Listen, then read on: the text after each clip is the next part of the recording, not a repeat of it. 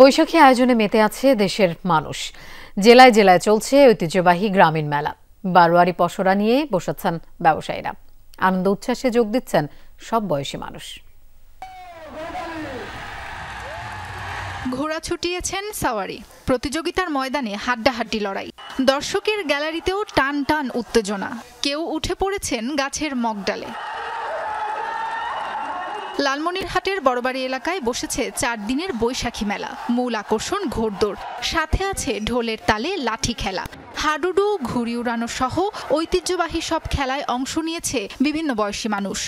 এই মেলা এত ঐতিহ্য, এর আগে এত ভালো এত হয়েছে, কিন্তু তারপরে এটা হলো ব্যতিক্রম। ঘোড়া দৌড়, আরো কিছু খেলা আগামী দিন হবে। এই খেলাগুলো সাধারণত আমরা শহরে যারা বাস করি বা শহরের দিকে যারা থাকি, ইউজুয়ালি আমরা এই খেলাগুলো ওইভাবে করে দেখার সুযোগ কখনো মেলে না। বৈশাখ বরণে হাজারো দর্শনার্থী যোগ দিয়েছে আনন্দ উৎসবে। পার্শ্ববর্তী কুড়িগ্রাম, রংপুর সহ বিভিন্ন জেলা থেকেও এসেছে মানুষ। ছোটদের খেলনা থেকে শুরু করে ঘর সাজানোর সামগ্রী, আছে তৈজসপত্র। এই আয়োজনের মধ্য দিয়ে আমাদের যে পূর্বপুরুষ যারা ছিল, যে দেশীয় যে খেলাগুলো ছিল, সেই খেলাগুলো আমরা বর্তমান প্রজন্মের কাছে তুলে ধরার চেষ্টা করতেছি। পহেলা বৈশাখ বাঙালিদের একটি চিরায়িত একটা অনুষ্ঠান। এটা ঘিরে বাঙালিদের অনেক সংস্কৃতি গড়ে উঠেছে, লোকসংস্কৃতি তৈরি হয়েছে, গ্রামীণ খেলাধুলা তৈরি হয়েছে। আমরা সেটা ফিরিয়ে আনার চেষ্টা করেছি। বাংলা বর্ষবরণে রংপুরের মিঠাপুকুরে বসেছে ঐতিহ্যবাহী বারুণী মেলা। 3 দিনের মেলায় স্থান পেয়েছে গ্রাম বাংলার বিলুপ্তপ্রায় নানা সামগ্রী। মাটির হাঁড়ি পাতিল ছাড়াও পাওয়া যাচ্ছে বাঁশ, বেত, কাঠের তৈরি তৈজসপত্র। স্থানীয়রা বলছেন 50 বছরেরও বেশি সময় ধরে বসছে এই মেলা।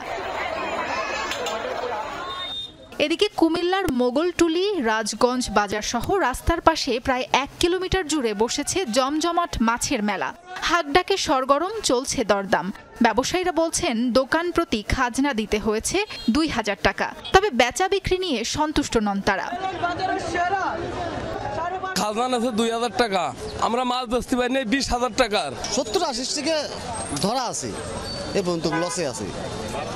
তার মাধ্যমে কালকে বেচা কিনা মনে হয় হারাবাড়ি 30,000 টাকা হয় নাই। এবছর বাজার অনেক খারাপ, বুঝছেন না? 600, 700, 800, 450 মাছ টাকা। পঞ্জিকা মিলিয়ে বৈশাখের প্রথম দিনে হবিগঞ্জের চুনারুঘাটে বসেছিল 200 বছরের ঐতিহ্যবাহী মেলা। মুড়ি মুড়কি, বাতাসা থেকে শুরু করে নাগরদোলা সবই ছিল। শৈশবের স্মৃতি বাঁচিয়ে রাখতে প্রাণের উৎসবে যোগ দিয়েছিল সব বয়সী মানুষ।